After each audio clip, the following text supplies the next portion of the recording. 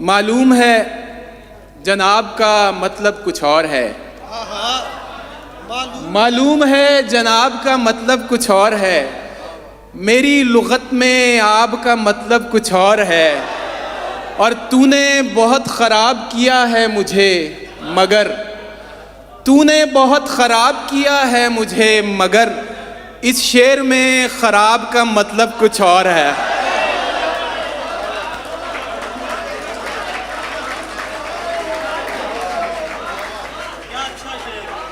तूने बहुत ख़राब किया है मुझे मगर, इस शेर में ख़राब का मतलब कुछ और है।